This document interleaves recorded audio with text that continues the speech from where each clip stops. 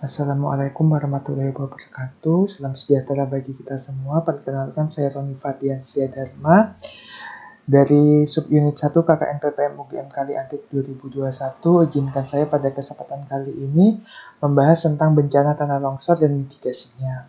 Pada kesempatan kali ini saya membagi 3 bagian besar, yaitu pertama tanah longsor. Kita akan menjabarkan definisi, proses, dan tipe tanah longsor. Terus upaya pencegahannya di bagian kedua, kita melihat tanda-tanda tanah longsor dan upaya penanggulangannya. Dan di bagian terakhir kita membahas tentang mitigasi bencananya.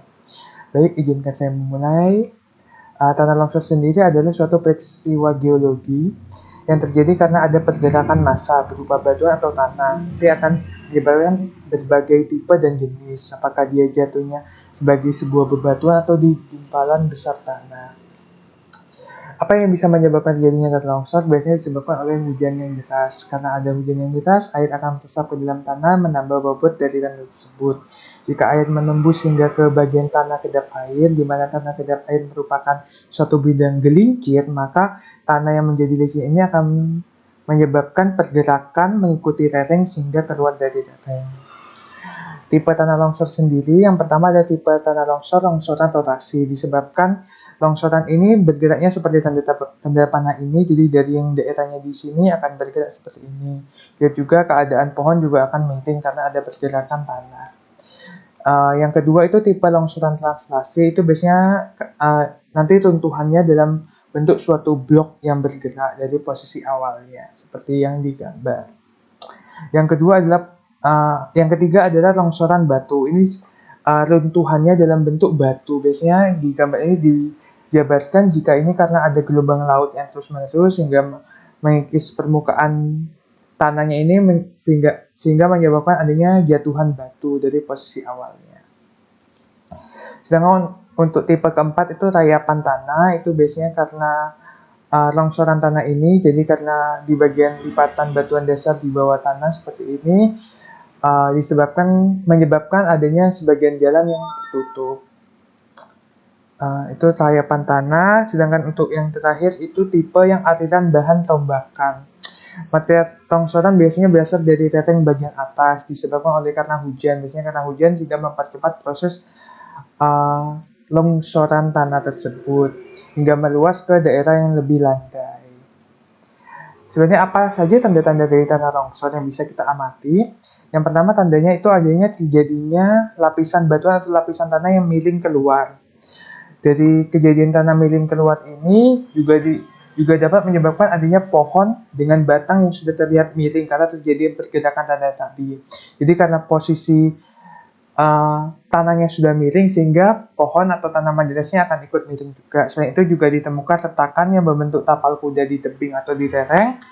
Terus juga bisa ditemukan karena tadi dijelaskan bahwa di proses terjadinya tanah longsor disebabkan oleh air, biasanya juga ditemukan rembesan air pada celah-celah lereng. Terus kita sudah tahu tanda-tandanya, kita coba lihat upaya penanggulangannya. Yang pertama, upaya penanggulangan itu yaitu menghindari pembangunan pemukiman di daerah bawah lereng. Kenapa terjadi? Karena di daerah itu rawan terjadi tanah longsor yang membahayakan. Yang kedua itu mengurangi tingkat keterjangan lereng dengan pengolahan terasering. Jadi kemiringan lerengnya itu dikurangi lagi sehingga nanti mengurangi resiko terjadinya tanah longsor. Terus yang ketiga itu menjaga drainase lereng dengan baik. Gunanya itu apa sih? Gunanya itu untuk menghindarkan air mengalir dari dalam lereng keluar lereng. Yang keempat itu pembuatan bangunan penahan supaya tidak terjadi pergerakan tanah. Selain pembuatan bangunan penahan juga bisa disertai juga penanaman pohon yang memiliki perakaran yang dalam dan jarak tanam yang tidak terlalu rapat. Terus juga yang keenam itu relokasi daerah rawan longsor. Jika ada rumah tadi di daerah yang rawan kena tanah longsor bisa direlokasi walaupun dengan biaya yang agak banyak, tapi harusnya dapat dilakukan demi menjaga keselamatan dari warga masyarakat. Yang ketujuh adalah warning system atau sistem peringatan bencana longsor. Biasanya dari alat ini biasanya akan mendeteksi pergerakan tanah Jika memang ada tanah longsor akan membunyikan sirine sehingga masyarakat bisa segera berpindah ke tempat yang lebih aman. Itu upaya mitigasinya. Dilanjutkan dengan mitigasi tanah longsor. Di mitigasi ini saya akan membaginya menjadi 3, yaitu apa yang harus kita lakukan sebelum terjadi tanah longsor, pada saat terjadi, dan setelah terjadi apa yang harus kita lakukan. Mari kita bahas. Yang pertama adalah apa yang harus kita lakukan sebelum terjadi bencana tanah longsor. Yang pertama itu bisa lakukan pemetaan wilayah. Pemetaan wilayah ini untuk menilai resiko tanah longsor di tiap wilayah, karena tiap wilayah memiliki geografis yang berbeda, tata letak yang berbeda, sehingga akan dinilai apakah itu akan berisiko untuk mengalami tanah longsor atau tidak. Sehingga masyarakatnya juga lebih teredukasi tentang kondisi potensi bahaya di sekitar rumahnya.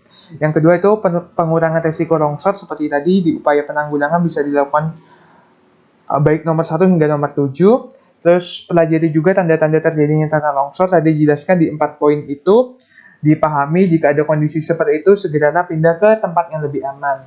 Yang keempat itu warga yang tinggal di daerah rawan longsor melakukan patroli. Biasanya diinisiasi oleh juga pengelola desa atau petugas desa. Bisa dipatroli jika memang kondisinya sangat beresiko untuk tanah longsor, seperti di hujan yang lebat berhari-hari. Terus juga jika ada tanda-tanda tanah longsor tadi, di nomor 3 segera pindah ke tempat yang lebih aman. Terus apa yang kita lakukan pada saat kita mengalami bencana tanah longsor? Yang pertama adalah jangan panik, segera bergerak ke tempat yang lebih aman. Jika memungkinkan, bantu juga orang lain, terutama anak-anak, orang sakit ataupun lansia. Terus juga bertahan di tempat pengungsian dan segera hubungi pihak-pihak yang terkait. Pada saat pergi ke tempat yang lebih aman, mungkin juga bisa disertai juga membawa dengan tas siaga bencana. Tas siaga bencana ini berisi berbagai hal keperluan administratif ataupun makanan, minuman, dan perlengkapan lain yang berguna pada saat nanti kita di pengungsian. Nanti isi-isi lebih lengkapnya bisa dilihat di poster yang saya bagikan. Nanti akan berisi list yang lebih lengkap apa saja yang perlu dimasukkan di tas siaga bencana. Oke, lanjut ke apa yang harus dilakukan setelah terjadi bencana tanah longsor. Yang pertama, hubungi pemerintah setempat jika belum ada pertolongan. Terus yang kedua, tetaplah bertahan di tempat yang aman dan ikuti arahan dari petugas. Terus juga meminta tolong kepada petugas jika sadar bahwa ada keluarga atau teman dekat yang belum ditemukan. Yang keempat, jika nanti kejadian tanah longsornya sudah berlalu, jika memang ada kebijakan pemerintah untuk relokasi rumah kita harus patuh. Karena tujuannya itu untuk mengurangi resiko kita untuk terkena tanah longsor. Terus untuk bagan alir sistem manajemen tanah longsor ini sebenarnya dibagi 3, yaitu apakah masalah dalam hal ini adalah bencana longsor, akibatnya adalah korban jiwa dan kerugian ekonomi. Nanti kita harus menemukan solusinya di manajemen ini. Terus penyebabnya itu bisa disebabkan oleh berbagai hal, salah satunya seperti kondisi alam ataupun adanya berubahnya keseimbangan ke ekosistem, baik dari aktivitas manusia seperti apa bisa dibaca lebih lengkap. Intinya tujuan dari manajemen ini untuk mengidentifikasi sebab masalah, mencegah masalah yang ada, dan mengurangi akibat jika memang masalah itu muncul. Baik, sekian presentasi dari saya. Jika ada pertanyaan bisa dihubungi saya, nanti saya akan berusaha menjawab sebaik mungkin. Dan saya ingin melanjutkan jika poster yang saya bagikan juga nanti selain berisi upaya penanggulangan juga berisi tentang tadi tas siaga bencana dan langkah-langkah yang harus kita lakukan pada saat terjadi bencana. Nanti di poster itu akan dijelaskan dengan ilustrasi yang lebih gampang dan lebih mudah dimengerti.